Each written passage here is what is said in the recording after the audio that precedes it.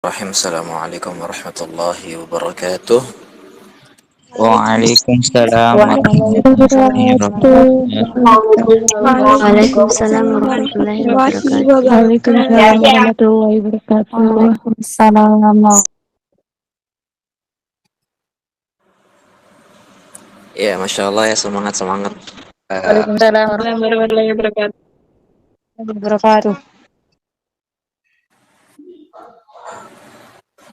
Ya, terima kasih untuk semangatnya, masya Allah member-membernya ya.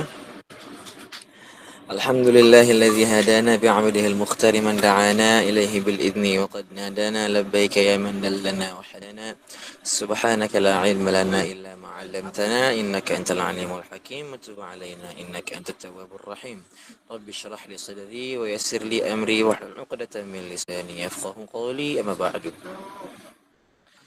Pertama-tama marilah kita haturkan puji syukur kita kehadirat Allah Subhanahu wa taala yang telah melimpahkan kita begitu banyak nikmatnya, nikmat kesehatan, nikmat kesempatan sehingga kita dapat hadir dan berkumpul bersama pada kajian yang insya Allah diberkahi dan dirahmati oleh Allah Subhanahu wa taala. Amin ya rabbal alamin. Kemudian tak lupa pula kita haturkan salawat beserta salam kepada junjungan baginda Nabi besar Nabi Muhammad sallallahu alaihi wasallam yang telah membawa kita dari zaman jahiliyah menuju zaman Islamiyah atau yang bisa disebut dengan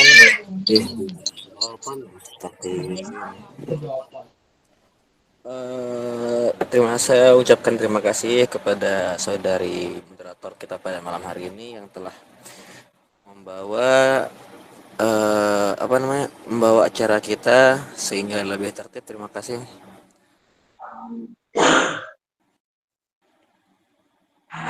Jadi malam hari ini sesuai dengan materi yang akan saya sampaikan, yaitu perkara jodoh,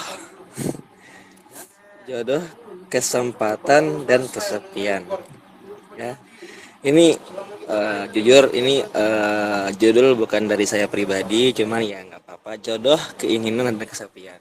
Ya. Ini materi bukan dari saya pribadi, cuman ya nggak apa-apa. Insya Allah akan saya rangkum ataupun saya akan bahas beberapa hal yang terkait dengan hal tersebut, yang dimana saya agak kurang mahir dalam materi masalah perjodohan karena saya pribadi masih di bawah umur ya, masih di bawah umur. Jadi ya alhamdulillah masih 19 tahun, masih di bawah umur, jadi belum kepikiran untuk masalah jodoh dan lain sebagainya. Kemudian untuk berbicara tentang masalah jodoh, Allah Subhanahu wa taala berfirman dalam Al-Qur'an surah An-Nisa ayat 1 yang berbunyi, A'udzubillahi minasyaitonir rajim. Bismillahirrahmanirrahim. Suara saya keras enggak? Suara saya jelas enggak? Jelas. Jelas, Kak. Keras. Jelas. Jelas. Ustaz. Iya. Bahwasanya Allah Subhanahu wa taala berfirman dalam Al-Qur'an surah Al-Baqarah, A'udzubillahi minasyaitonir rajim. Bismillahirrahmanirrahim. يا أيها الناس اتقوا ربكم الذي خلقكم من نفس واحدة وخلق منها زوجها وبث منهما رجالا كثيرا ونساء واتقوا الله الذي تساءلون به والأرحام إن الله كان عليكم رقيبا. Wahai orang-orang yang beriman, kata Allah Subhanahu wa taala, wahai orang-orang yang beriman, ittaqu, bertakwalah kamu kepada Allah Subhanahu wa taala.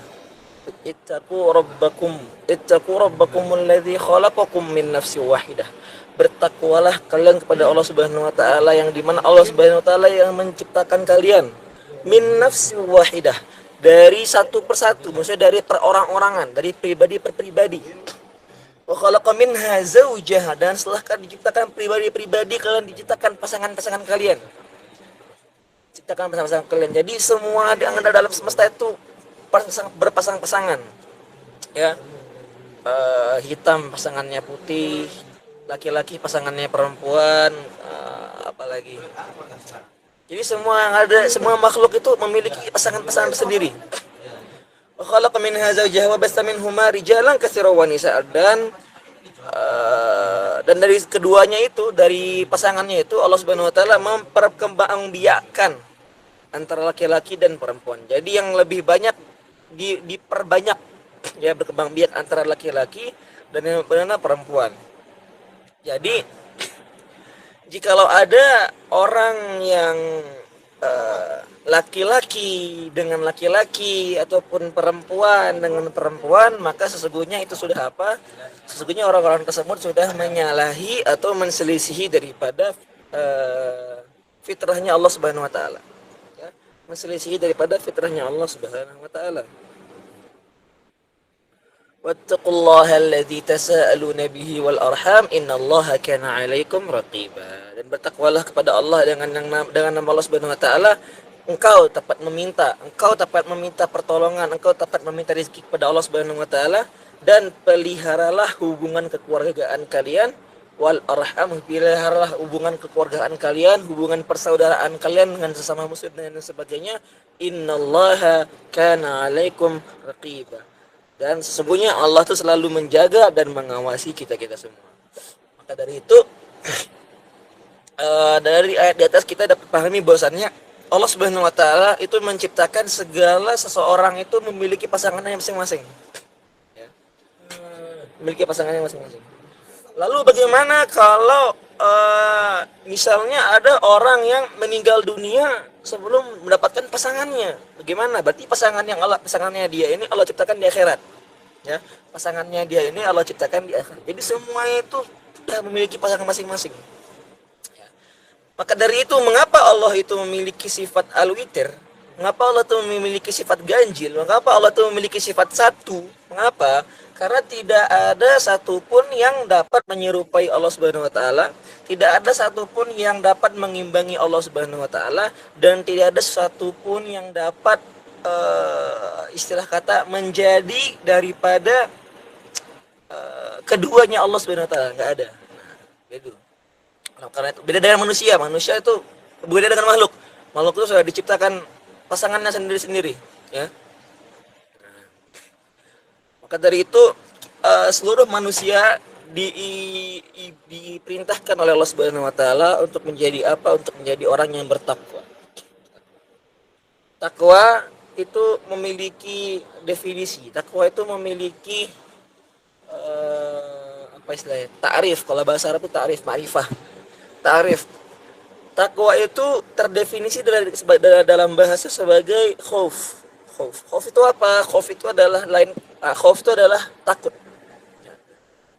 Secara bahasa, takwa itu memiliki makna khauf ilallah, berarti takut kepada Allah Subhanahu wa taala.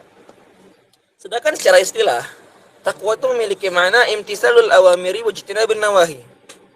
Yaitu apa? Yaitu kita melaksanakan apapun yang diperintahkan oleh Allah Subhanahu wa taala, dan kita menjauhi daripada apa-apa yang dilarang oleh Allah Subhanahu wa taala.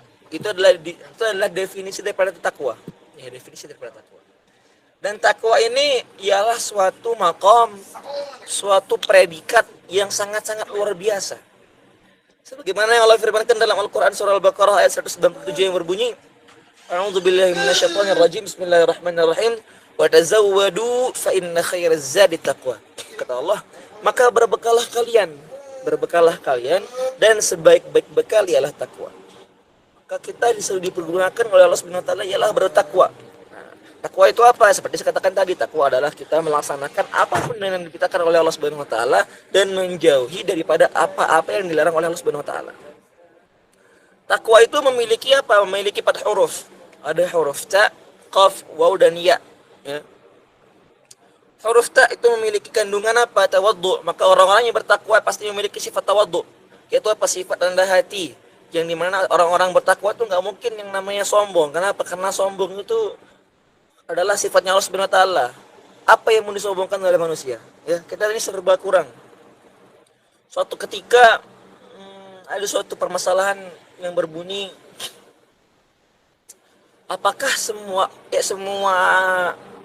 manusia itu sifatnya kurang? Ya, manusia itu memiliki sifat yang namanya kurang.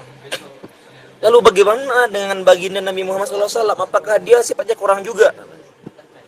Langsung dosen kami menjawab di sini, atau kami menjawab, Nabi Muhammad itu bin nisbah, jikalau dihukumi seperti manusia, dia itu sempurna.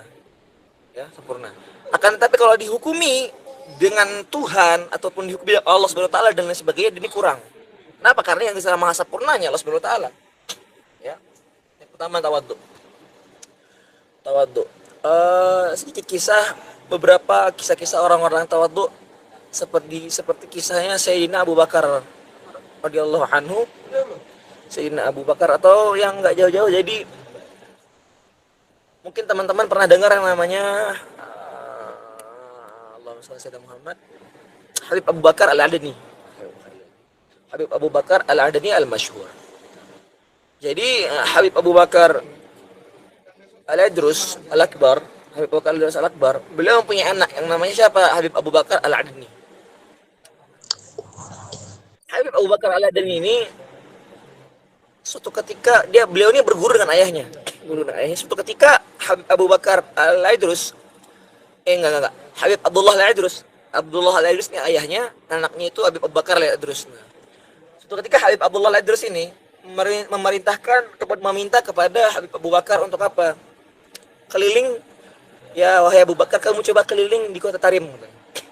Keliling kota Tarim ini, coba cari makhluk yang paling hina. Akhirnya Habib Abu Bakar keliling kota Tarim sampai Hawi, sampai pasar dan sebagainya. Akhirnya dia menemukan ada seorang nenek-nenek tua bangka, pakaiannya dekil dan sebagainya. Nah, ketika itu dibawa nenek-nenek ini ke hadapan ayahnya beliau. Wahai ayahku, ya Aboy, wahai ayahku, inilah makhluk terhina yang saya temukan di kota Tarim ini. Seketika Habib Abdullah Al-Adrus belum melihat suatu cahaya dalam tubuh anaknya, itu Habib Abu Bakar. Kemudian Habib Abu Bakar belajar lebih giat kepada ayahnya, belajar lebih giat dan sebagainya. Sampai suatu hari dia perintahkan lagi, wahai Abu Bakar, coba sekarang kamu cari wahai Abu Bakar, coba sekarang kamu cari lagi makhluk yang paling hina yang ada di kota Tarim. Dicarinya lagi, cari mana sih makhluk paling hina di kota Tarim, cari. Sampai beliau ini bertemu dengan suatu anjing. Mohon maaf, ada seekor anjing, dibantu dengan seekor anjing. Ketika hendak dibawa anjing ini, seketika Habib Abu Bakar mendapatkan ilham bahwasannya anjing ini dia nggak ada dosa. Anjing ini sekiranya dia sudah meninggal di akhirat, dia nggak bakal dihisab, nggak bakal masuk neraka, nggak bakal masuk surga, jadi abu gitu.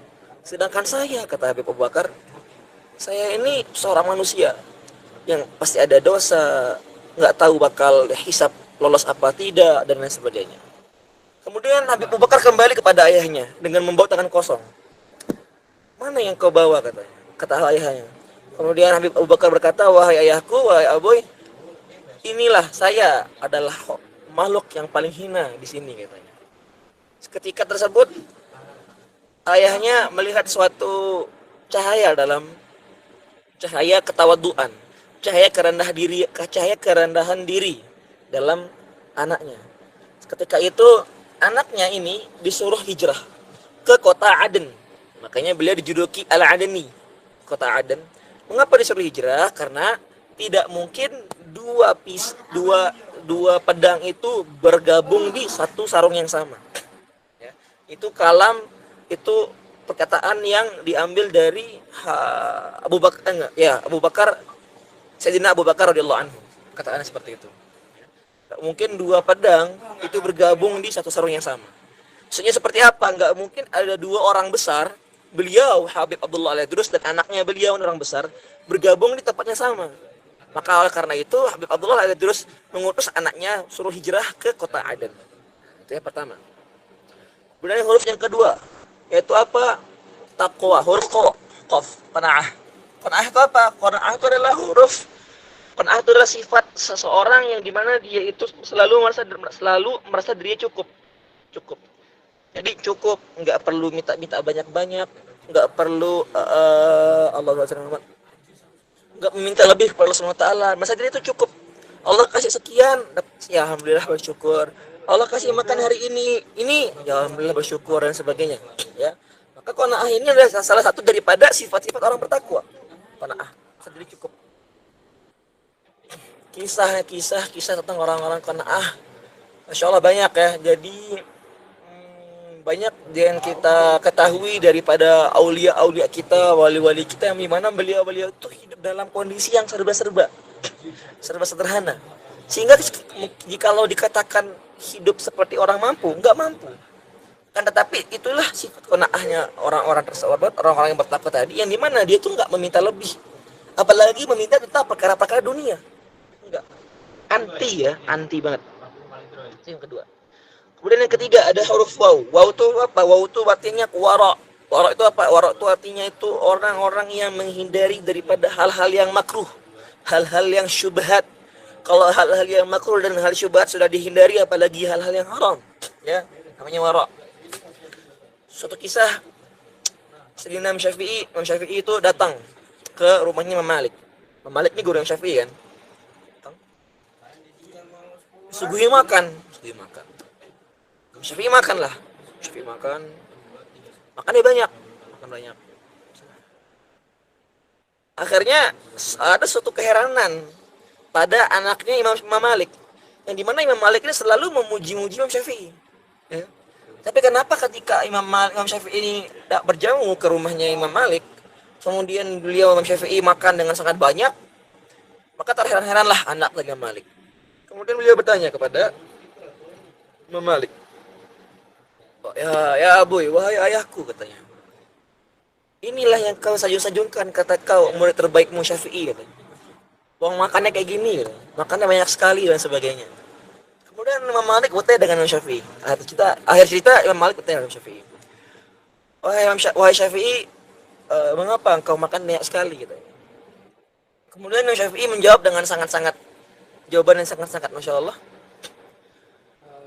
wahai guruku Imam Malik, karena mengapa di rumahmu ini aku makan banyak sekali? Mengapa? Karena aku tahu bahwasannya di rumahmu ini nggak ada daripada perkara-perkara syubhat, apalagi makanan-makanan haram pasti nggak ada. Karena apa? Karena dia yakin kepada gurunya, kecintaannya dia kepada gurunya. Maka dia yakin bahwasanya yang disuguhi oleh Imam Malik ini nggak ada daripada makanan-makanan yang haram, makanan-makanan yang syubhat dan lain sebagainya. Maka Imam Syafi'i makan dengan semakan-makannya, selega-leganya. Ya. Jadi bagaimana maksud daripada makanan-makanan yang syubhat itu? Ialah biasanya kalau dulu zaman-zaman orang ulama dulu menghindari daripada hal-hal syubhat seperti apa? Seperti jikalau dia itu makan, maka dia akan makan dari hasil kebun sendiri, hasil peternakan sendiri. Jadi dia nggak bakal beli di pasar. Mengapa? Karena kalau dia beli di pasar, dia nggak tahu ini ayam udah disembelih pakai Bismillah belum dan lain sebagainya. Ini ayam datang dari mana? Jadi dia nggak tahu, syubhat, nggak tahu. Jadi untuk mengambil perkara yang lebih yakin, maka dia punya kebun sendiri, orang-orang dahulu, kebun sendiri dan sebagainya. Yang ketiga. Kemudian yang keempat itu ialah huruf ya, yaitu memiliki makna atau kandungan yakin. Maka orang-orang yang bertakwa itu seyogianya yakin kepada Allah Subhanahu wa taala. Maksudnya seperti apa? Maksudnya apa-apa yang diberikan oleh Allah Subhanahu wa taala, dia yakin bahwasanya itu semuanya baik.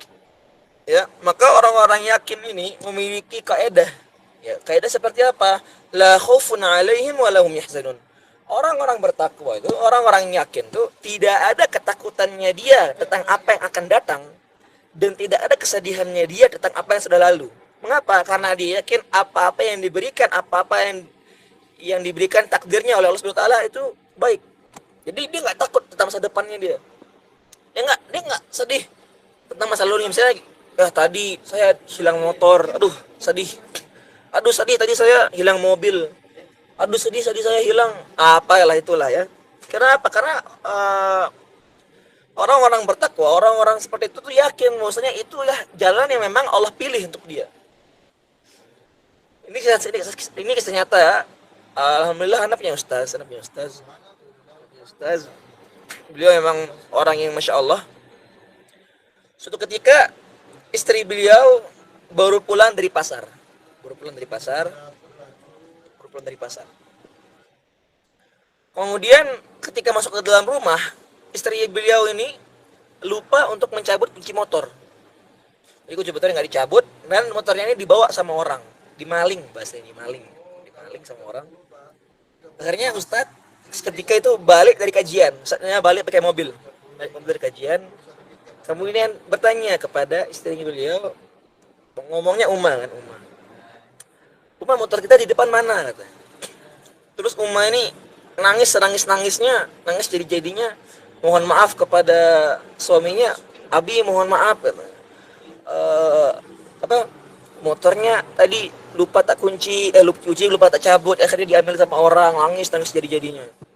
Akhirnya ustadznya ini anaknya masya Allah, beliau ngomong dengan sangat lembut dan sangat pelan. Sudah, mungkin memang itu jalannya, cuma motor, besok kita beli lagi. Kayak emang orang-orang yang seperti itu tuh orang-orang yang tidak ada dalam hati itu hubud dunia. Kalau ada dalam hatinya itu apa? Perkara-perkara kecintaan kepada dunia. Ya nggak ada. Nah itulah kaidah orang-orang yang bertakwa, yaitu apa? Yaitu la khaufun 'alaihim wa la hum yahzanun. Enggak ada ketakutan dia tentang apa yang akan terjadi masa depan, dan tidak ada tentang kesedihannya dia tentang apa yang sudah lalu.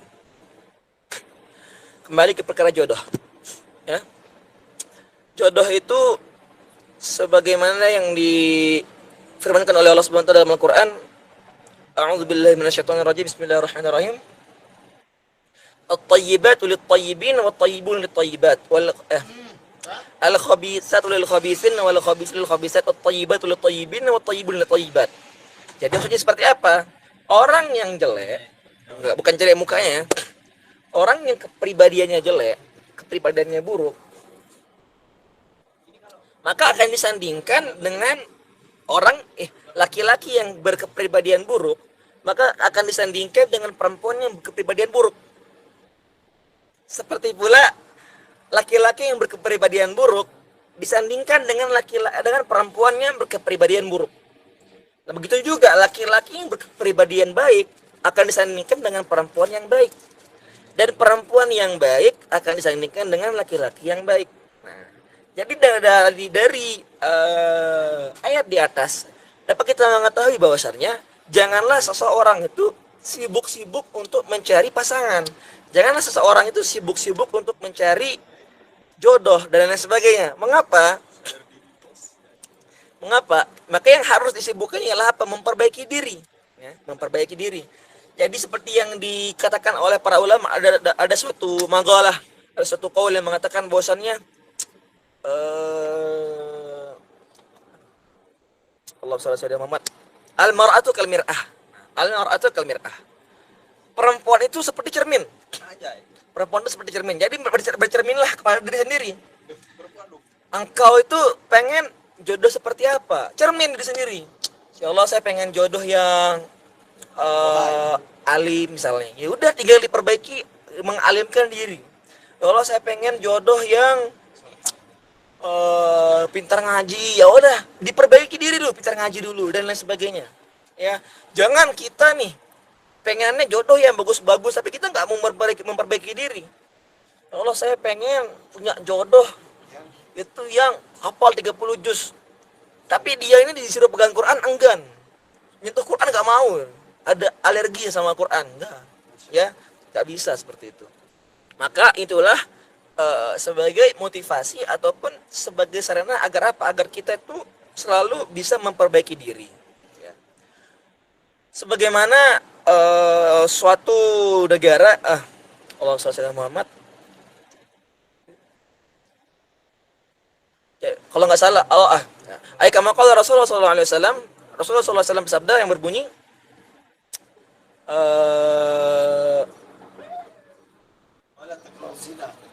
jadi baldah ataupun negara, baldah ataupun pemerintahan, baldah ya, negara itu dilihat dari pemuda-pemudanya. Kama qala Rasulullah SAW, daripada pemuda-pemudanya. Jikalau pemuda-pemuda yang ada di dalam negara tersebut baik, ya, baik, maka akan baik negaranya. Mengapa? Karena yang akan memimpin negara tersebut ialah pemuda-pemuda. Ya, kita lihat zaman sekarang pemuda-pemuda kita, ya alhamdulillah baik lah, insya Allah ya, baik ya. Tapi dilihat dari eh, di hal-hal yang lain ya, dari hal-hal yang lain seperti apa? Seperti misalnya Allah SWT sering lewat di beranda-beranda saya kalau apa ya, penurunan moral bagi pemuda-pemuda zaman sekarang, penurunan moral, penurunan akhlak, penurunan edukasi dan lain sebagainya, yang menyebabkan di mana pemuda-pemuda kita ini yang kata orang ya, Gen Z, terus ada katanya generasi sandwich, generasi apalah sebagainya itu, yang memang bisa dikatakan berbeda jauh dengan orang terdahulu. Ya, berbeda jauh dengan orang terdahulu. Maka jikalau engkau ingin lihat suatu bangsa, ingin lihat suatu negara, lihatlah dulu dia dari lihatlah dulu dia dari pemuda-pemudanya. Dan jika engkau ingin melihat pemuda-pemudanya, maka lihat dia dari orang tuanya. Maksudnya dari istri-istrinya, enggak, lihat daripada ibu-ibunya. Nah, jadi mengapa? Jadi karena ketika pemuda itu ingin bagus, ya, ketika pemuda itu ingin bagus, ketika pemuda itu ingin maju, lihat daripada ibunya. Mengapa? Karena ibunya ini adalah madrasatul ula, pendidikan pertama. Pendidikan pertama.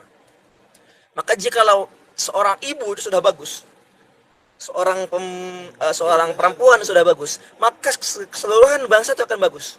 Ya. Seperti itu, jadi rentetan seperti itu pada ibunya. Akan tetapi jikalau perempuan di negara sudah rusak, maka negara itu akan hancur dengan sendirinya. Perempuannya sudah rusak. Nah, maka suatu pemuda ini juga akan disandangkan oleh seorang istri nantinya. Yang dimana istri ini juga berperan sebagai apa? Sebagai pendorong daripada sang suami, dan juga berperan sebagai sarana pendidikan bagi pemuda yang akan membangun bangsa nanti. Nah, oleh karena itu, pilihlah seseorang yang akan menemani kalian dengan sebaik-baiknya. Ya, pilih-pilih. Jangan asal-asal, oh itu ganteng, mau saya ambil. Oh itu ganteng juga, ambil. Cantik itu, ambil. Nah, kayak gitu. Ya. Jadi ada tertib imam. Jadi imam itu ada tertibnya. Mana yang boleh didahulukan imam. Misalnya, jadi tertibnya itu ada 15. Tertib pertama, orang yang lebih afdal jadi imam itu ya siapa? Adalah orang-orang yang afgoh. Orang afgoh itu adalah apa? Orang-orang yang paham fikih. Orang paham fikih itu maka didahulukan yang jadi imam. Orang-orang yang afgoh. Kemudian di bawahnya lagi ada orang-orang yang hafal Quran. Maka orang-orang yang hafal Quran ini lebih dahulukan lagi dia. Tapi di bawahnya yang afgoh, di bawahnya orang yang paham fikih. Kemudian di bawahnya lagi ada orang yang lebih tua. Kemudian ada orang yang lebih banyak anaknya. Kemudian ada orang yang marbot. Marbot ini lebih dahulukan ya, daripada ketika nggak ada yang nggak ada yang ahli fikih, nggak ada yang hafiz Quran, nggak ada sebagainya, marbot lebih dahulukan. Sampai urutan ke-15, 15 urutan. Sampai urutan yang ke-15, urutan paling bawah, itu adalah orang paling ganteng. Jadi seperti ini contohnya. Kemudian kita pasti bertanya-tanya, maksudnya paling ganteng seperti apa? Jadi gambaran seperti ini. Ketika ada tiga pemuda, sama-sama nggak ngerti fikih, sama-sama nggak punya hafalan, sama-sama nggak ada yang tua, nggak ada yang bukan marbot sebagai, nggak ada apa-apanya, maka bingung siapa yang didahulukan jadi imam. Didahulukan yang paling ganteng. Ya. Cuma yang ganteng ini maksudnya ganteng-ganteng kosong gitu loh, ganteng-ganteng kosong. Nah, jadi jangan kalian ketika lihat suatu pemuda ganteng ambil, pemuda cantik ambil, nah kayak gitu ya. Allahumma shalli ala sayyidina Muhammad. Ya, itulah yang dimaksud dengan contoh tadi, materi-materi yang menyambut ataupun yang menjelaskan tentang jodoh ya, seperti tema kita pada malam hari ini, yang dimana saya juga sebenarnya belum terlalu kepikiran ke sana ya, terlalu kepikiran ke arah tersebut ya. 30 menit yang telah saya sampaikan, bila ada kesalahan mohon dimaafkan. Wabillahi taufiq wal hidayah. Wassalamualaikum warahmatullahi wabarakatuh.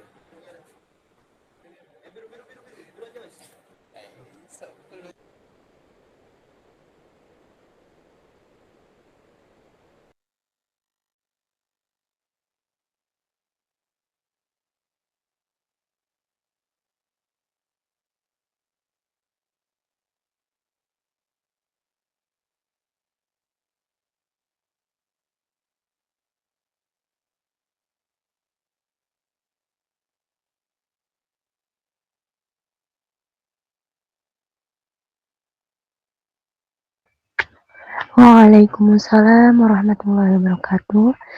Insyaallah, tabarakallah, jazakallah khairan Ustaz. Karena telah memberikan ilmunya yang luar biasa untuk kita semua. Semoga ilmunya dapat bermanfaat bagi orang lain. Dan semoga selalu Allah beri berkahi. Amin, amin, amin, amin. Untuk acara selanjutnya itu sesi tanya jawab yang akan diambil alih oleh Ukti Rami. Ukti Rami, silahkan. Baik, Ana izin mengambil alih sesi tanya jawab. Acara selanjutnya yaitu sesi tanya jawab. Saya ambil 7 pertanyaan tercepat dengan ketentuan sebagai berikut.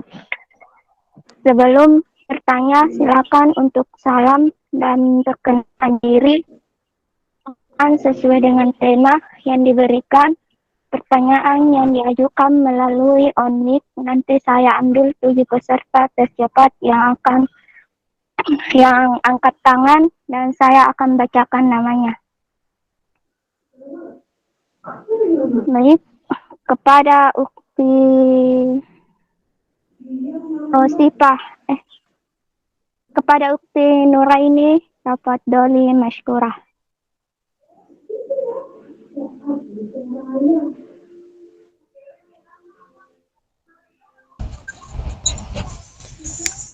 Aku Nah, silakan. baik. Assalamualaikum warahmatullahi wabarakatuh. Perkenalkan, nama saya Nuraini Lutfiah. Kan tadi kata Ustadz, kalau cari pasangan itu bukan cuma cari gantengnya doang. Tapi kebanyakan orang kan itu emang selalu lihat dari covernya doang gitu. Nah, gimana bisa biar ngubah pandangan terhadap seseorang? Ya, seperti itu. Terima kasih. Wassalamualaikum warahmatullahi wabarakatuh.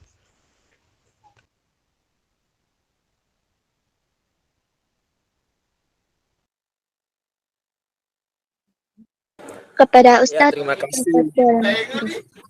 Ya, terima kasih atas pertanyaannya. Ya, sebagaimana yang disabdakan Rasulullah SAW, tunkihul mar'atu li arba'in. Ya. Perempuan itu dinikahi karena 4 hal. Yang pertama itu Rasulullah menyebutkan apa? Li jamaliha. Jadi Rasulullah itu tahu, ngerti bahwasannya manusia itu bakal ngeliat cover realistis. Li jamaliha, dari perawakannya, dari cantiknya. Yang pertama, jamaliha. Kemudian lihatlah perempuan itu dari maliha, dari hartanya. Maliha. Kemudian li nasabiha, kemudian dari keturunan yang bagus, ya. Kemudian lidiniha, dari agamanya dilihat perempuan tersebut. Bahwasannya ini pernah menjadi pertanyaan dulu kepada rektor kami Abu Jalal Habib Abdullah Baharun, karena masih cariin ininya catatan beliau. Allahumma shalli ala Muhammad.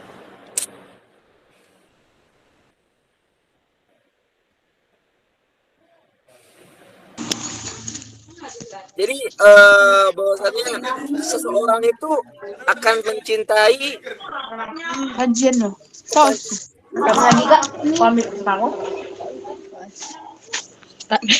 ya, Afan yang dimatikan mute.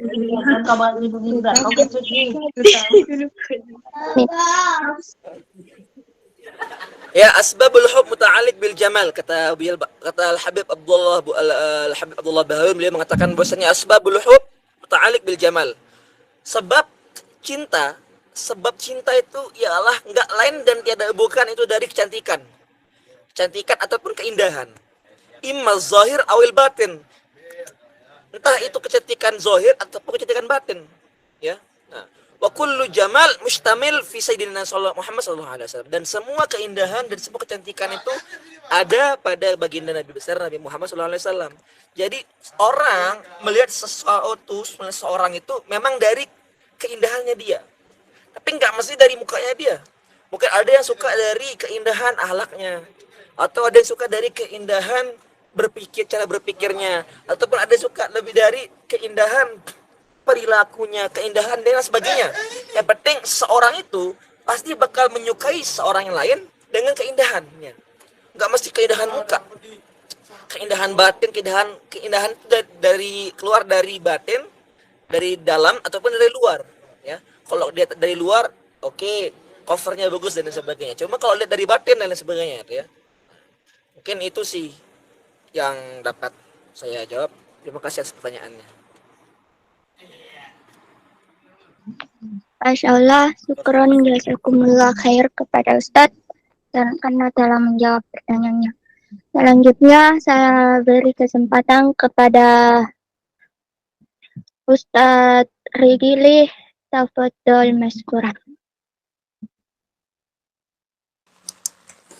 Bismillahirrahmanirrahim. Assalamualaikum warahmatullahi wabarakatuh. Perkenalkan, Ana Latif dari Jakarta. Begini Ustaz, Ana mau nanya. Tadi kan Ana mendengar la khaufun alaihim walahum yahzanun. Gitu. Nah ini tadi kan ada konsep orang yang bertakwa itu la khaufun alaihim walahum yahzanun. Sedangkan dalam sisi tafsir dan sisi ibaratnya asbabun nuzul yang disebut la khaufun alaihim walahum yahzanun ini kepada wali-waliullah gitu kan. Karena kan lengkapnya ayatnya kan ala inna auliya Allahi la khaufun alaihim walahum yahzanun. Jadi yang benar yang mana nih? Apakah tingkatan kita orang-orang takwa kayak kita bisa disebut waliullah, ataukah memang waliullah yang memang tugasnya yang makomnya sudah berbeda baru dia termasuk la khaufun alaihim walahum yahzanun. Jadi gimana Ustaz? Terima kasih. Ya, terima kasih ya pertanyaannya. Pertanyaannya ini bobot ya. Ya.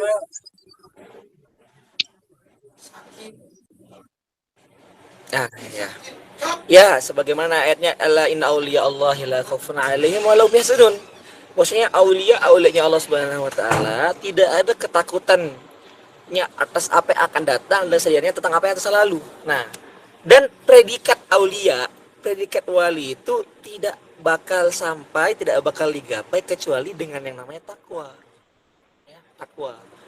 Tidak ada istilah kata orang-orang yang selalu melenceng dan bermaksiat, misalnya apa istilah kata yang mohon maaf ya, tukang zina ataupun suka minum khamar dan sebagainya, terus tiba-tiba seketika menjadi wali, ya. Ketika itu belum masuk pada fase taubat, ya. Kalau udah bertaubat kemudian berubah menjadi lebih baik, kemudian Allah akan derajatnya bisa. Karena ketika dalam keadaan seperti itu tidak ada, ya. Maka seorang wali, seorang yang mendapatkan predikat wali tidak akan dia mendapatkan predikat wali kecuali dia itu memiliki sifat yang namanya takwa, ya, takwa. Jadi masih ada istilah kata suatu ta'aluk, suatu keterhubungan, ya, dari mana wali-wali tersebut memiliki sifat yang namanya takwa. Dulu Ana pernah dikasih tahu beberapa sifat-sifat wali, ya, termasuk bertakwa. Kemudian kalau ada 7 atau ada 10 yang Ana alafu banget, Ana udah catat cuma bukunya udah hilang, ya. Ya, mungkin itu yang dapat saya sampaikan. Bila masih kurang ada kesalahpahaman mohon dibenarkan. Iya. Maksudnya gini, orang-orang yang kayak kita nih di akhir zaman, apakah termasuk yang tadi Ustadz bilang kita harus punya qaidah la khaufun alaihim wa lahum yahzanun, sedangkan itu ditetapkan asbabun nuzulnya untuk para wali. Maksudnya tuh pertanyaannya begitu Ustadz. Jadi bukan bukan para wali yang dijelaskan, orang yang kitanya ini loh. Maksudnya orang yang akhir zamannya kita nih, yang ibaratnya lagi berusaha khusyuk dalam sholat, berusaha ibaratnya kita membenahi akhlak, berusaha kita membenari diri walaupun memang masa lalu kita ini buruk gitu loh. Nah, jadi maksudnya tuh apakah ayat tersebut tercantum pada akhir zaman seperti kita-kita ini?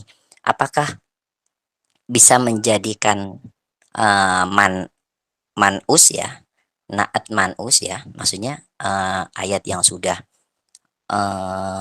ada di Al-Baqarah ya, ya Al-Baqarah 183 Al-Imran, yang bahwasanya orang-orang yang bertakwa itu kalau orang zaman sekarang nih ya, orang-orang yang bertakwa itu Allah bilang alladzi yang alladzina yunfikuna fis sarra'i wad dharra wal kadhimina al ghaidha wal 'afina 'anil nas wallahu yuhibbul muhsinin. Nah, itu kan ciri-ciri orang bertakwa kan cuma satu disebutkan di situ kan. Apakah itu termasuk ayat naas man'us yang menghilangkan la khaufun 'alaihim wa lahum yahzanun untuk orang zaman sekarang, ataupun memang itu untuk umum atau memang khusus untuk wali? Nah, gitu Ustaz maksudnya.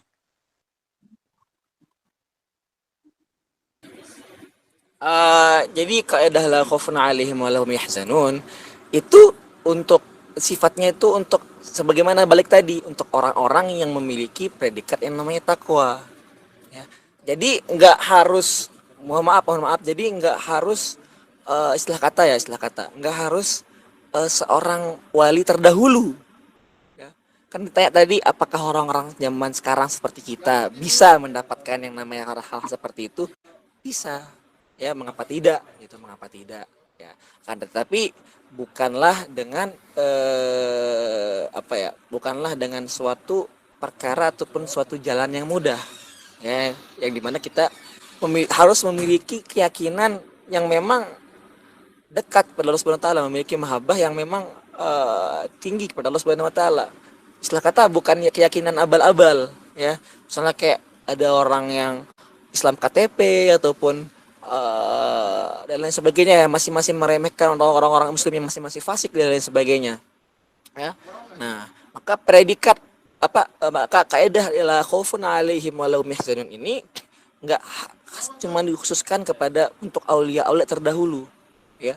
Aulia-aulia zaman sekarang juga masih banyak yang memegang pada kaidah-kaidah tersebut. Dan juga ustaz kami di sini yang dimana memang sudah tiada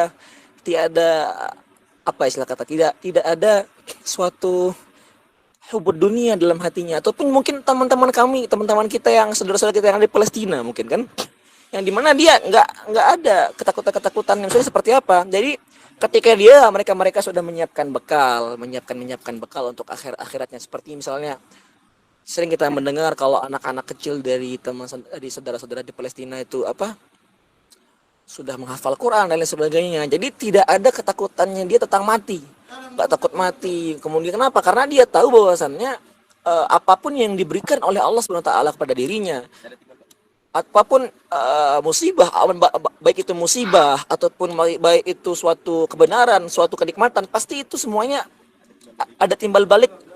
Pasti semuanya itu dia yakin bahwa inilah yang Allah kehendaki terhadap dirinya.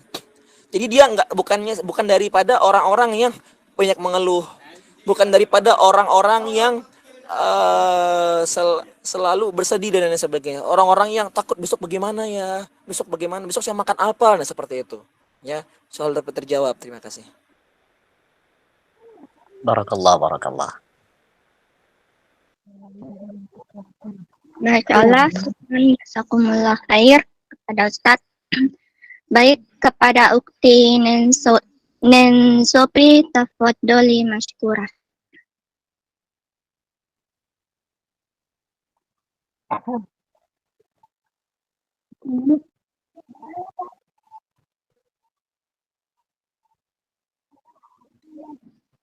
Kepada ukti Nensopri tafadholi masykurah.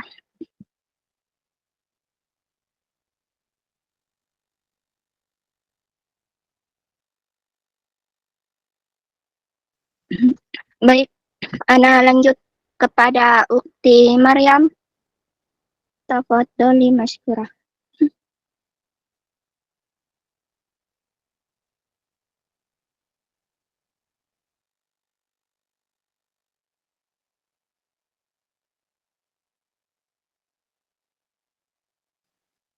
Kepada Ukti Maryam, tafadhal mashkurah. Assalamualaikum warahmatullahi wabarakatuh. Sebelumnya terima kasih atas kesempatan yang telah diberikan kepada saya. Perkenalkan, nama saya Maryam, saya dari Sulawesi Selatan. Baik, langsung saja. Ustaz, apabila ada seseorang yang pacaran bertahun-tahun, lalu mereka menikah, yang dimana kita sama-sama tahu bahwa pacaran ini adalah larangan Allah. Dan menikah, saya pernah dengar menikah ini adalah salah satu ibadah. Maaf kalau salah. Nah, pertanyaan saya, apakah itu adalah cara Allah untuk mempertemukan hambanya dengan jodohnya, atau itu adalah salah satu ujian yang diberikan kepada hambanya? Lalu, apakah dosa pacaran seseorang tersebut setelah menikah diampuni, Ustaz? Baik, terima kasih. Assalamualaikum warahmatullahi wabarakatuh.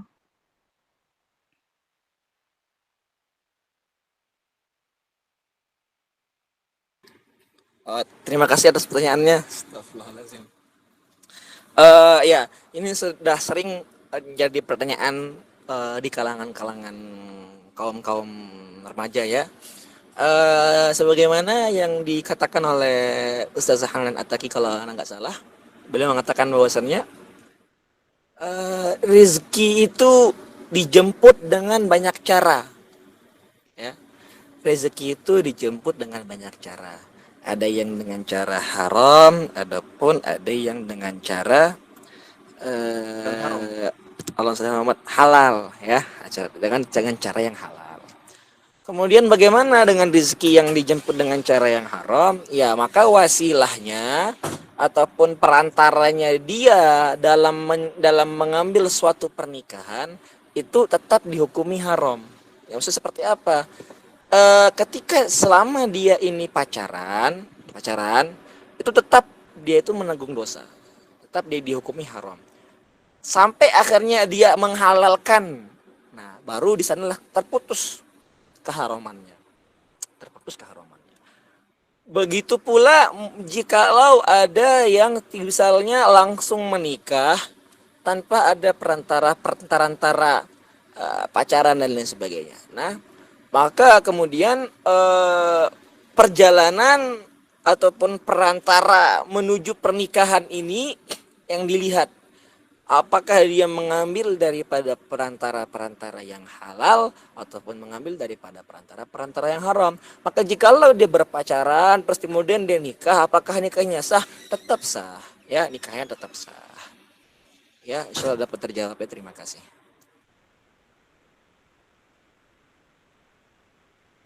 Masyaallah, syukran jazakumullah khair kepada Ustadz. Baik, kepada Ukti Nur Hasanah, tafadhali mashkurah. Oke, baik. Assalamualaikum warahmatullahi wabarakatuh. Afwan Ustadz, Anda mau tanya, apakah ada gitu tanda-tanda kalau dia memang jodoh kita gitu ya?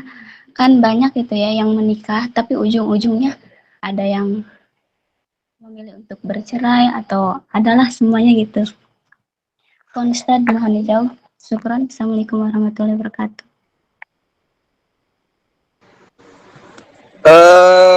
Jodoh ya. Untuk permasalahan jodoh ini saya sebenarnya kurang terlalu mengerti ya permasalahan jodoh ini. Cuman yang saya ambil dari beberapa perkataan orang-orang besar ya, bahwasannya jodoh itu ialah ketika engkau itu ada kebahagiaan dalam melihatnya ya. Misalnya teman-teman ada lihat orang dan ketika melihat orang tersebut ada suatu kebahagiaan, suatu sumringah di dalam hati. Nah, maka bisa jadi itu adalah jodoh daripada teman-teman. Nah, tapi ya jodoh ini tetaplah rahasia semesta ya. Jodohnya tetap rahasia semesta yang dimana kita nggak bisa milih jodoh dan kita juga nggak bisa tahu jodoh kita siapa ya. Mungkin seperti itu yang dapat saya terangkan. Jawab, terima kasih atas pertanyaannya. Boleh Anda bantu Ustaz sedikit tambahan? Tafadhol, tafadhol. Ya, bismillahirrahmanirrahim. Boleh diulang pertanyaannya biar yang lain juga yang baru hadir tahu? Ya, kan apakah ada gitu ya tanda-tanda kalau dia memang jodoh kita gitu? Kan ada aja gitu ya, kan sesudah menikah ada yang di tengah-tengah jalan gitu dengan perceraian gitu. Mohon dibantu Ustaz. Terima Ya. kasih. Bismillahirrahmanirrahim. Ini Anda ngambil dari beberapa kitab, salah satunya kita ambil yang paling gampang, mungkin anak-anak pondok sering pada belajar itu Qurratul Uyun lah ya, kita ambil di situ dulu. Jadi gini, yang namanya jodoh itu ada 4 macam. Ada jodoh di dunia sama di dunia, satu boleh dicatat. Ada yang kedua jodoh di dunia bareng, tapi di akhiratnya misah.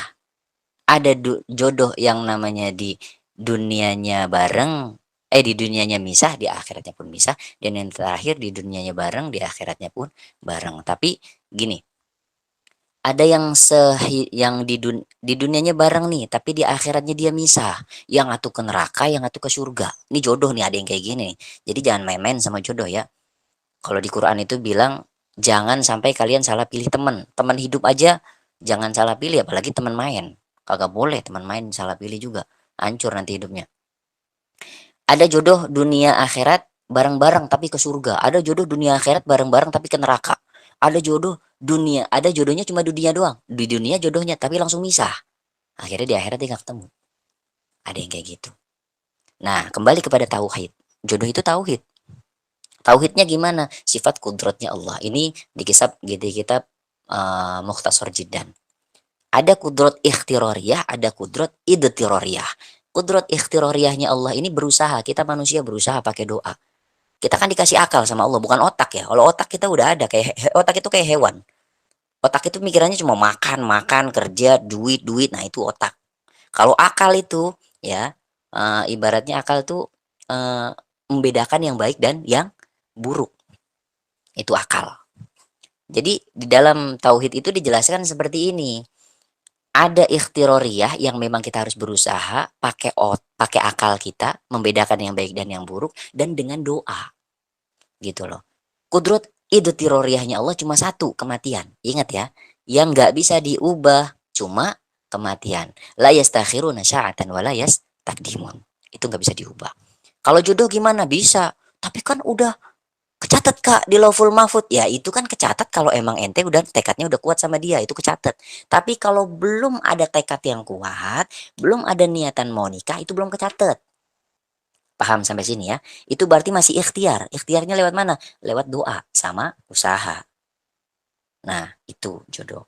Kalau tanda-tandanya gimana dia jodoh kita? Kagak ada tanda-tanda, jodoh mah dijemput. Kalau buat laki-laki. Kalau buat perempuan gimana? Pakai jalur langit, berdoa. Boleh nggak perempuan mengkhitbah duluan? Boleh nggak perempuan ini melamar duluan? Boleh. Sanatnya kemana? Khadijah. Sayyidah Khadijah. Tapi jangan langsung perempuannya datang ke rumah. Cari utusan. Gitu. Entah pamannya kayak nyuruh ke sono. Karena dia orang soleh. Betul? Kan kayak gitu. Ini sanatnya kayak gitu ya. Jadi jodoh itu bagaimana cara kita mencari dan bagaimana kita mencintai hidup kita. Baik kita cinta dalam kebaikan ataupun kita cinta dalam keburukan. Maaf ya. Dalam hidup kita cinta kepada keburukan, jodoh kita banyak buruknya. Karena apa? Kita nggak peduli jalur langit. Tapi kalau kita cinta kepada kebaikan, walaupun kitanya bobrok, walaupun kitanya pendosa besar, walaupun kitanya ibaratnya mengharapkan ning ataupun gus ataupun ustadz ataupun memang ustazah yang hafid 30 juz itu nggak masalah. Walaupun kita belum menjadi 30 juz. Tapi yang jelas Allah akan kasih hal yang baik. Hal jazaul ihsani illal ihsan. Kita doa baik biar dapat yang baik. Karena ikhtiar itu perlu. Gitu kan. Mau perempuan mau laki-laki jodoh itu nggak ada tanda. Tandanya gimana? Apa di dahinya rada-rada hitam kayak kepentok tiang listrik? Kagak. Kagak kayak gitu. Gitu ya. Jadi jodoh itu kudu dijemput. Ya. Kalau ditaaruf lewat WA, ya blok langsung. Suruh ke rumah, bang, ke rumah aja bang, kalau lu punya nyali, gitu ya. perempuan nih jaga nih ya dirinya. Yang laki-laki gimana? Jangan cuma ngomong I love you doang. Cemen ente. Aneh aja sama istri aneh. 3 kali ketemu langsung nikah. Satu ta'aruf, yang kedua khidbah, yang ketiga nikah tuh aneh sama istri aneh. Kagak ada pacar-pacaran, kontakan kagak ada, video call kagak ada. Kita mah yang penting hakul yakin. Pokoknya dia baik, agamanya bagus kan kata Rasulullah, apa agamanya kan? Ya kan? Fazfar bidatidin taribat siadak. Udah intinya lu ikut Nabi aja, jangan ikut zaman sekarang. Lu ikut Nabi. Ya ikut Rasulullah Shallallahu Alaihi Wasallam. Rasulullah bilang Fazfar bidatidin, lihat agamanya, lu ridho sama agamanya, jadiin. Karena apa? 1001 orang yang agamanya bagus. Ya, jangan ngelihat, oh ntar mah dia kalau mau gue mah tobat. Alah basi. Ya, ntar mah pas kita udah nikah sama dia malah mabok mah mabok lagi aja. Ya, kan begitu. Ya udah, wallahu alam. Masya Allah, syukron jazakumullah khair kepada Ustadz. Baik, Anda lanjut kepada Ukti Alicia. Tafadholi masykurah. Baik, Assalamualaikum warahmatullahi wabarakatuh. Anak dapat kejadian tadi banget ya siang, teman Ana tuh nanya ya kayak mungkin hampir 1,5 tahun lah ya dari 2000 awal 2023 dia tuh sampai sekarang mungkin ya kagum sama seseorang tapi sulit digapai gitu.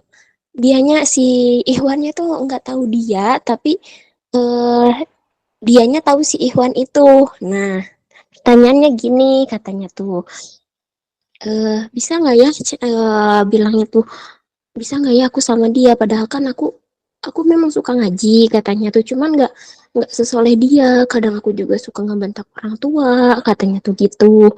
Nah, eh apa ya namanya tuh kayak kan biasanya laki-laki baik sama perempuan baik, laki-laki yang buruk sama perempuan yang buruk.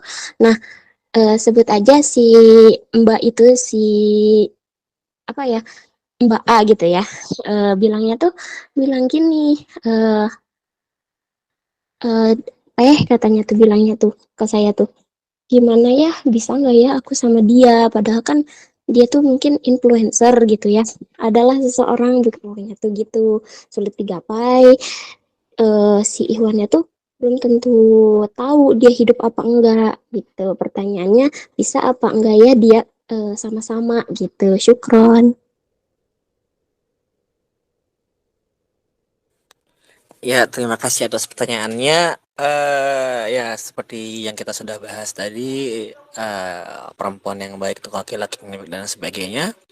Maka jikalau seseorang temannya tadi itu menginginkan seorang laki-laki yang mapan, seorang laki-laki yang baik, soleh dan sebagainya, maka yang pertama kali dilakukan ialah memperbaiki dirinya, ya, diperbaiki dirinya agar apa? Agar sekiranya dia ini dapat dilihat, dapat dipandang oleh seorang laki-laki tadi. Nah, dan juga sebagaimana yang sudah dikatakan oleh kita tadi bahwasannya untuk perempuan itu banyak-banyakin berdoa, ya, banyak-banyakin berdoa. Ya. Yang datang ke rumah itu kan yang gerak, yang jemput itu sih yang laki-laki. Kalau yang perempuan tugasnya tinggal berdoa.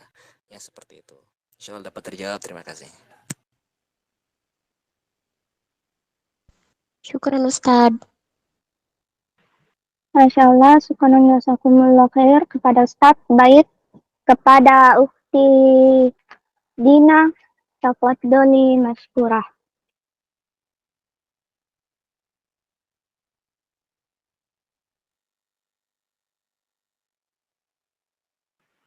Kepada Ukti Dina. Tafadholi masykurah. Saya Nah, silakan kalau mau bertanya.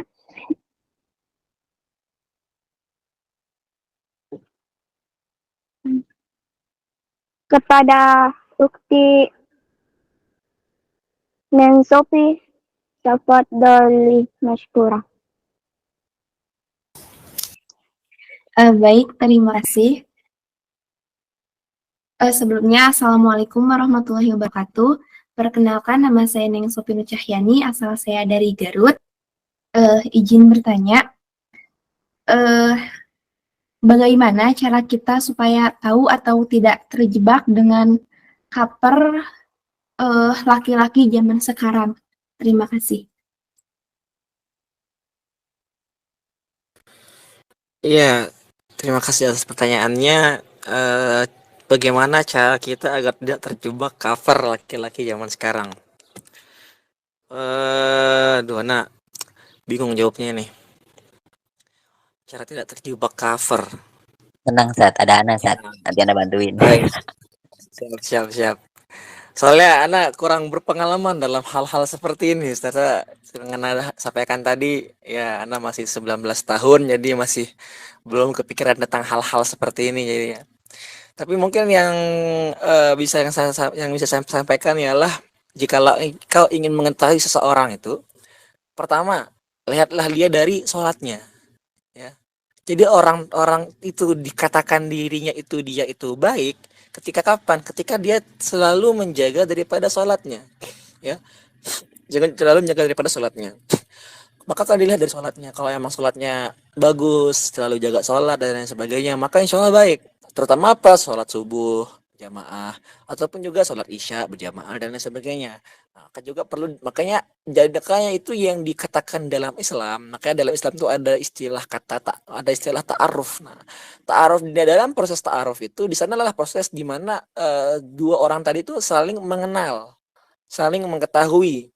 Agar apa? Jadi jangan sampai ketika kita menikah dengan seseorang, kita nggak tahu ini orang siapa, kita nggak tahu seluk-beluknya gimana, kita nggak tahu bagaimana, kita nggak tahu apa-apa tentang dia tiba-tiba dinikahin. Nah, agar tidak jadi hal-hal seperti itu, maka dalam Islam ada istilah yang namanya ta'aruf, ya. Maka seperti yang saya katakan tadi, jika engkau ingin melihat seseorang itu, maka lihatlah dia dari sholatnya, lihat dari sholatnya. Ya mungkin itu yang dapat saya sampaikan. Bila terjawab alhamdulillah, jika belum mungkin bisa dibantu, terima kasih. Bismillahirrahmanirrahim. Sedikit menambahkan boleh? Nah, Ustadz, tafadhol maskura. Ya. Ini sedikit menambahkan, tadi juga ciri-cirinya bagus. Namun ini ada satu riwayat daripada hadis Rasulullah SAW. Ini untuk perempuan boleh dicatat. Catat yang gede, kalau bisa di kamar, di pintu kamar tuh catat yang gede. Ya. Siapakah laki-laki yang baik supaya tidak tertipu di akhir zaman? Kata Rasulullah, khairukum min nisaikum. Sebaik-baiknya laki-laki yang paling baik kepada perempuannya. Siapa perempuannya? Ibunya. Siapa lagi? Adik perempuannya atau kakak perempuannya. Siapa lagi? Saudara perempuannya.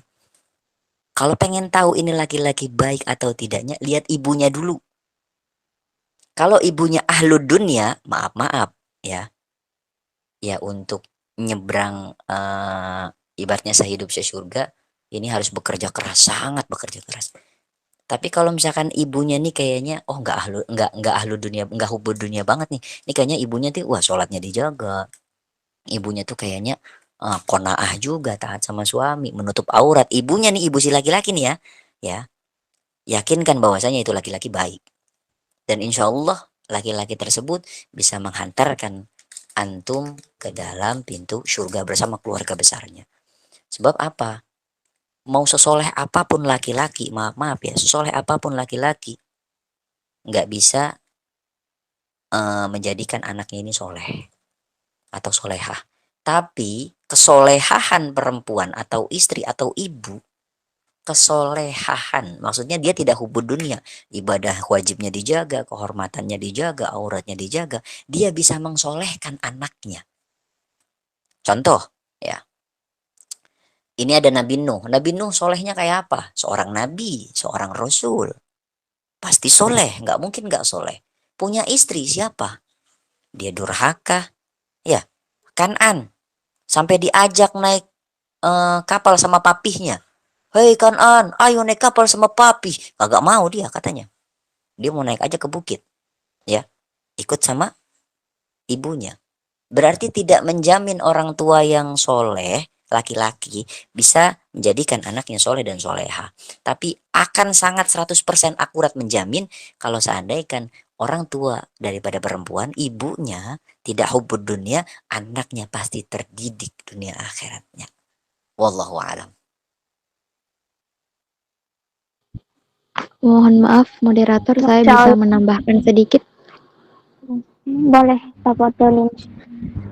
Oke, jadi kan pertanyaannya tadi bagaimana cara kita agar tidak, apa tadi pertanyaannya bisa diulang?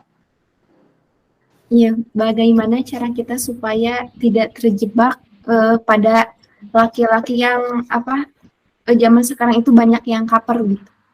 Kelihatannya iya, baik, oke. tapi sebenarnya enggak gitu. Oke.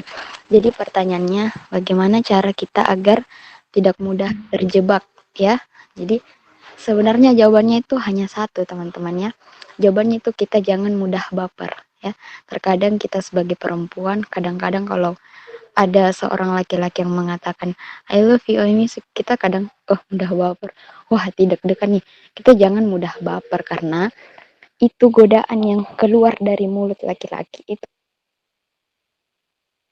Ketika laki-laki menggoda kita itu bukan bukan dari niat hatinya, tapi itu dibantu oleh niat setan. Jadi ketika kita menghadapi godaan-godaan dari laki-laki itu jangan hati-hati, jangan mudah percaya, itu dibantu oleh godaan setan. Nah, kadang-kadang di antara kita banyak yang ketika mendengar laki-laki, wah deg-degan banget, kenapa ini bergetar. Kadang kita suka mikir gitu, padahal kita sering gak nyadar bahwa godaan laki-laki itu godaan yang dibantu oleh setan. Jadi kita sebagai perempuan penting sekali untuk menjaga diri, penting untuk untuk membawa diri kita. Nah, tapi ada satu hal yang perlu kita ketahui. Kita kan tadi saya katakan kita jangan mudah baper, tapi kadang-kadang juga di antara kita banyak yang banyak bisa dikatakan kayak jual mahal. Tapi bukan jual mahal dalam artian menundukkan pandangan, gak mau diajak bicara. Nah, kadang-kadang di antara kita ketika ingin menolak seorang laki-laki, misalnya ada laki-laki ajak bicara kita, terus kita nunduk pandangan terus nggak mau bicara. Kita ingin misalnya kita nggak suka sama seorang laki-laki, kita jangan kita jangan terlihat sombong di depannya. Misalnya dia ajak bicara kita nggak mau bicara. Dia ajak ngomong kita nggak mau ngomong. Tetap kita ngomong, cuman tetap jaga pandangan, tetap jaga bicara, jangan jangan berbelit-belit. Ya sesuai keadaan aja lah. Misalnya kita jawab salamnya, kita jawab ya sesuai keperluan aja. Balik-balik berbicara ini itu dan segala macam, jangan. Yang penting kita berbicara sesuai apa yang ditanyakan. Kita jangan terlihat sombong. Syukran jazakillah katsiran. Masya Allah, syukran atas semua pertanyaannya. Baik, Ana beralih ke pertanyaan terakhir kepada Aki Bambang, tafadhol masykurah.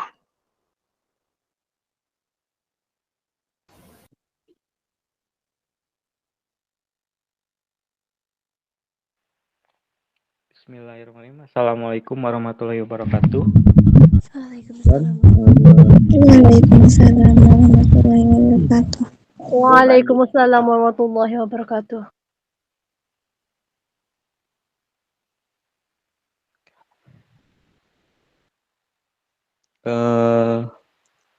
Lupa pertanyaan tadi teh.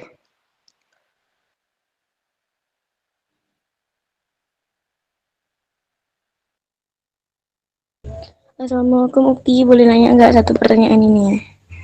Baik, tafadhol masykurah. Untuk yang terakhir ini ya. Silakan. Assalamualaikum warahmatullahi wabarakatuh. Sebelumnya Waalaikumsalam warahmatullahi wabarakatuh. Perkenalkan, nama saya Dedi Karna, saya dari Medan.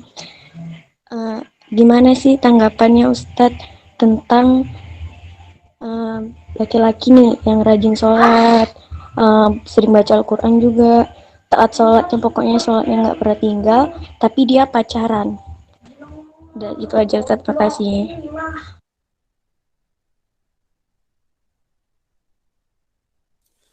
Masya Allah, tabarakallah. Terima kasih atas pertanyaannya. Ya, fenomena-fenomena seperti ini, fenomena-fenomena yang sangat disayangkan ya. Sebagaimana yang disabdakan oleh Rasulullah SAW, Allahumma shalli ala sayyidina Muhammad,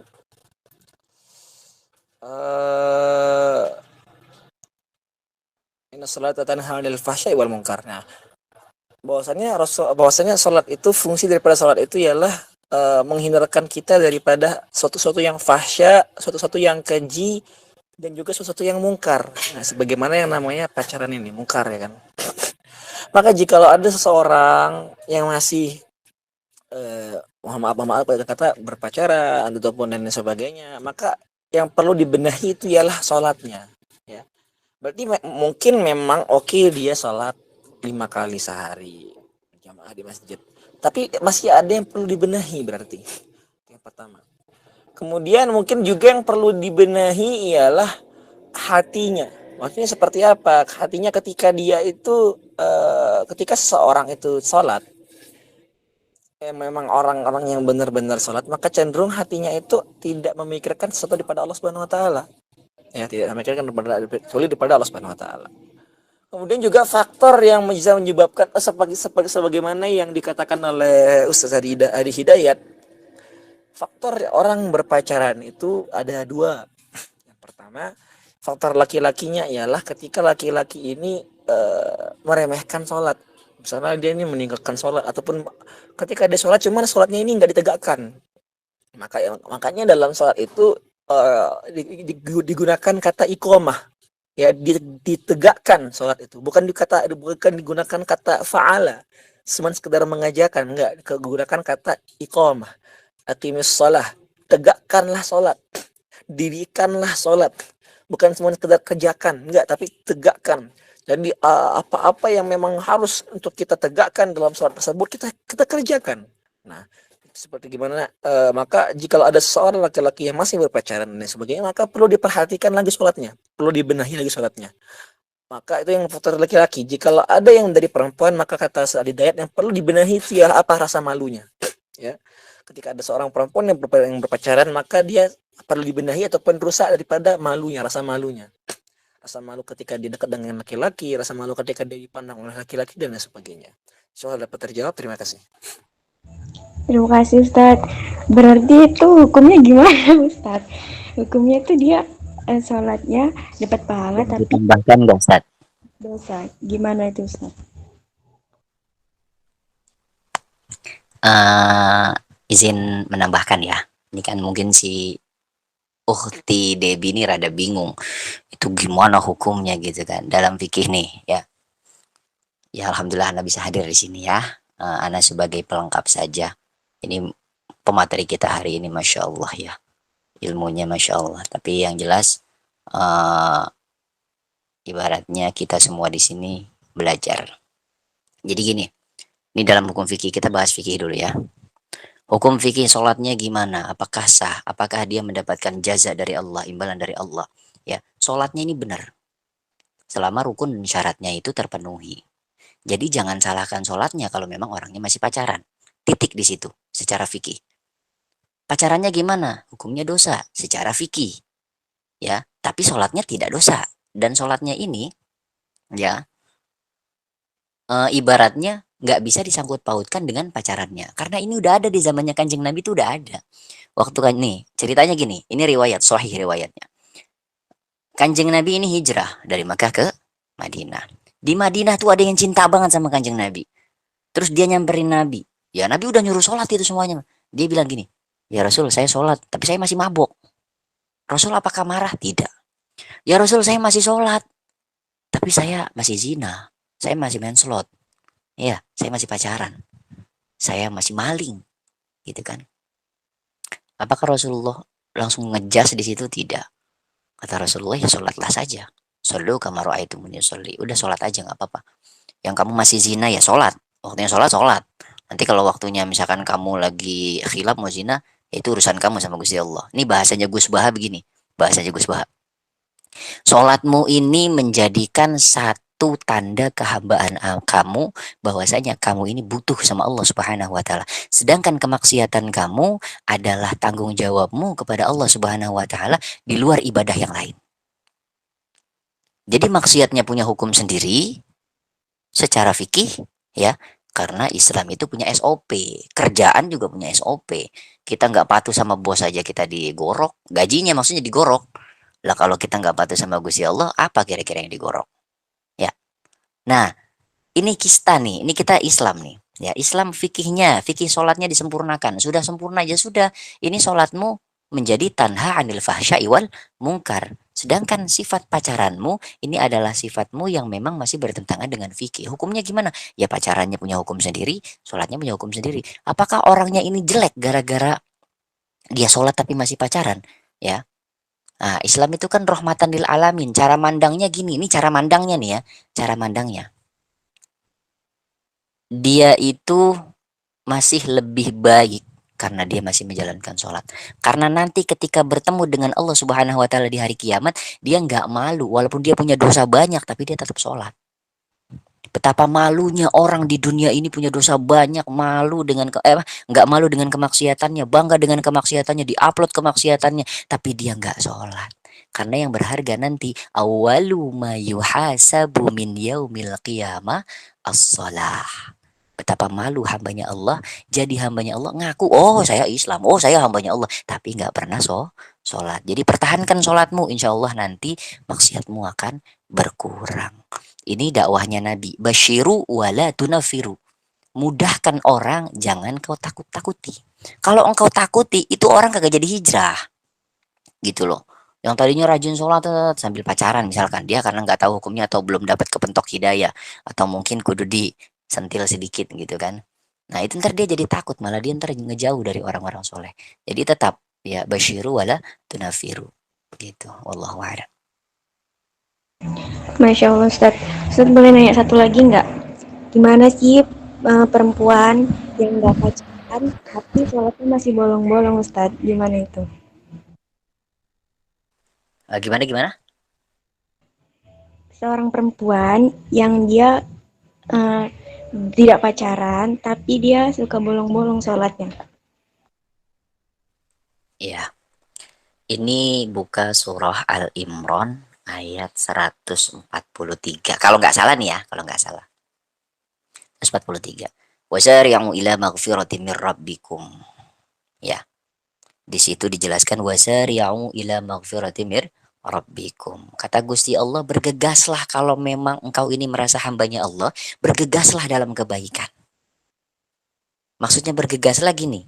Kalau emang lagi males tapi udah waktunya sholat, bergegaslah buru-buru. Nekat. Bahasa kita tuh ngancem diri, ayo diancam masuk surga, ayo diancam masuk surga. Kira-kira semangat nggak kira-kira tuh imannya? Oh masih bolong-bolong nih, ya kan sehari baru 3 kali kita ngelaksanain sholat, 2 kalinya nih hilang nih, subuh sama isya, latihan lagi. Ngancam diri sendiri, ngancam, ya Allah saya ngancam sama diri saya, ya Allah bangunin saya besok ya Allah, karena la haula wala quwata illa billah, nggak ada daya dan kekuatan saya untuk ibadah kecuali engkau yang memberikan kekuatan ya Allah.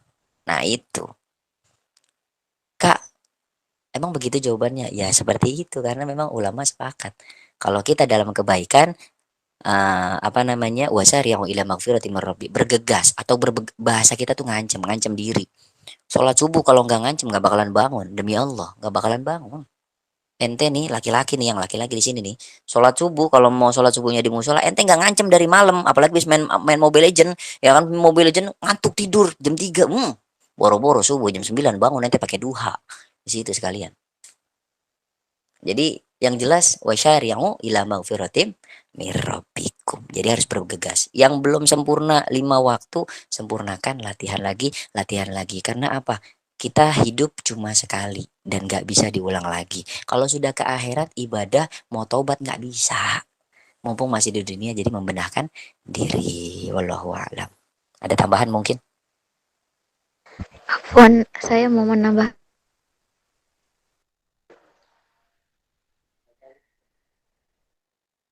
Afwan, saya mau menambahkan bisa? Tafadhali mashkur. Oke, baik. Jadi pertanyaannya tadi bagaimana seorang laki-laki yang sholat tapi dia pacaran. Ya, oke. Di sini kita akan membahas bahwa ketika kita sholat kita ya teman-teman, sebagus apapun sholat kita, kita bangun tahajud tiap malam, sholat sunnah tiap hari, bahkan puasa Senin Kamis, tapi kalau kita melakukan satu hal yang diharamkan oleh Allah Subhanahu wa Ta'ala, salah satu contohnya pacaran, semua amalan-amalan kita akan terhapus. Semua amalan-amalan baik yang kita kerjakan, sholat, puasa, teman-teman, nggak akan ada artinya. Ya. Jadi kita harus berpikir secara kreatif. Itu dalilnya apa? Oke, saya lanjut ya. Memang kemaksiatan kita bisa menghapus semua amal-amal kita, itu dalilnya.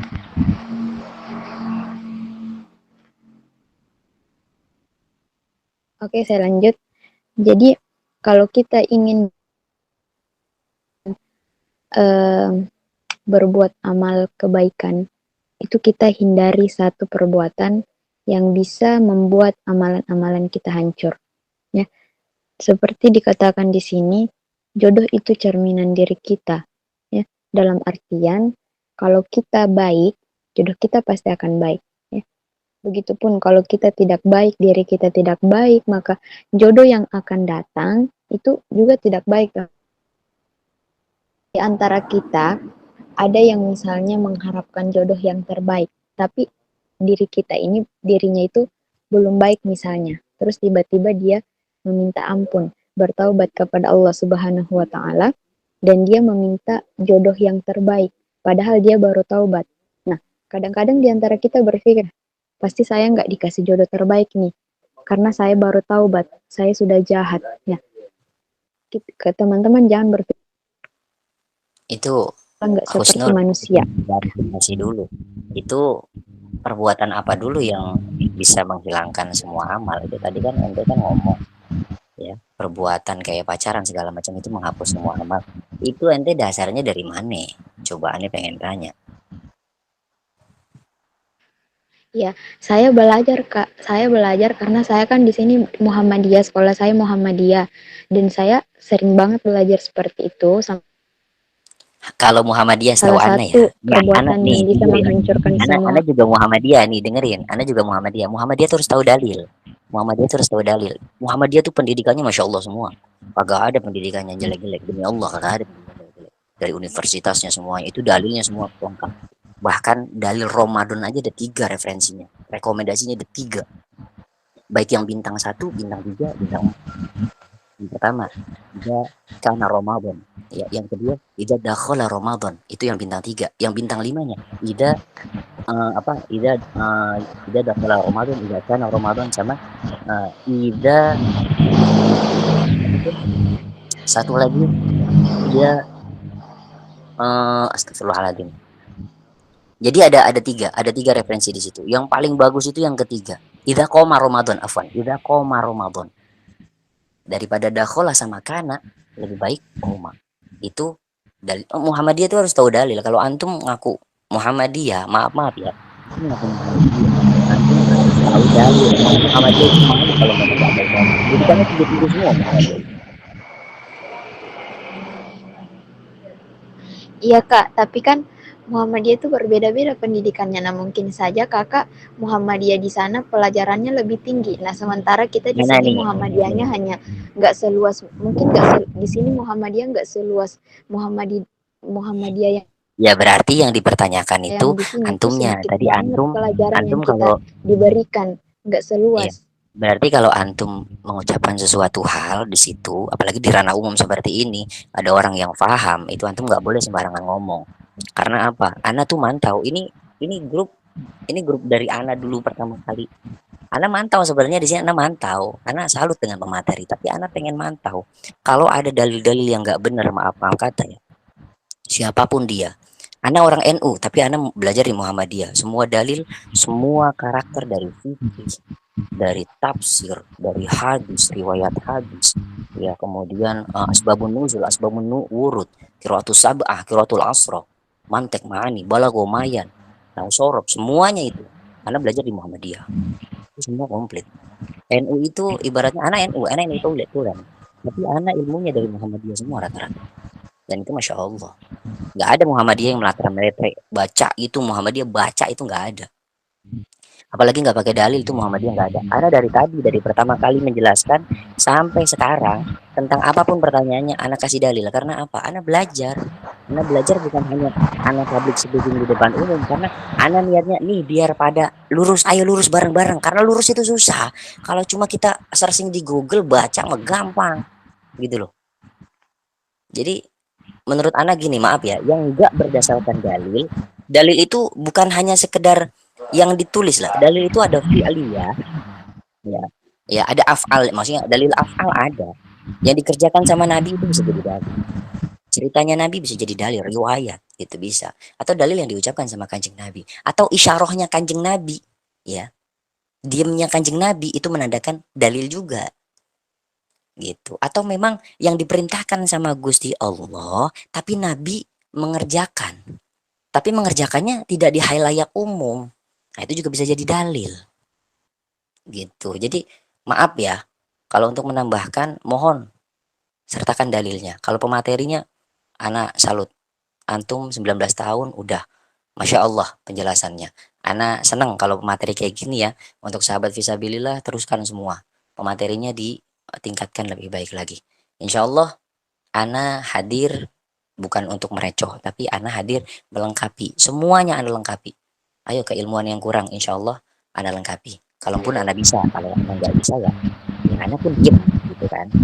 Jadi selama Ana tahu dasarnya pun insya Allah konkret, antum lihat di kitabnya ada, di Qurannya ada, hadisnya ada. Kalau masih ragu, ya terserah antum. Wallahu a'lam. Maaf kalau saya salah. Masya Allah, syukron jazakumullah khairan kepada Ustadz Abdul Manan dan Ustadz Latif karena sudah menjawab semua pertanyaannya. Tidak terasa, waktu telah menunjukkan pukul 22.38 bagian WIB, berarti tuntas sudah kebersamaan kita dalam kajian ini. Semoga apa yang disampaikan Ustadz Abdul Manan menjadi ladang pahala untuk beliau khususnya dan umumnya untuk kita semua. Untuk menutup kebersamaan kita kali ini, marilah kita akhiri kajian ini dengan doa yang akan dipimpin oleh Ustadz. Tafadhol mashkurah.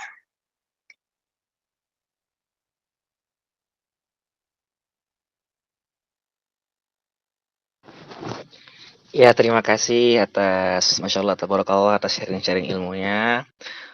Jadi untuk meluruskan yang tadi, ya, jadi suatu amal perbuatan itu yang dapat menghapus daripada amal-amal kebaikan yang sebagaimana disabdakan Rasulullah SAW itu hanyalah sifat hasad.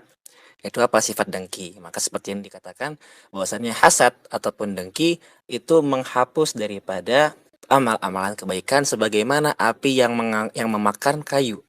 Ini kayu dibakar, kayunya habis sama api. Jadi amal-amal kebaikan kita itu ibarat kayu. Yang dimana ketika kita dengki sama orang, kita hasad sama orang, amal-amal kita kebakar.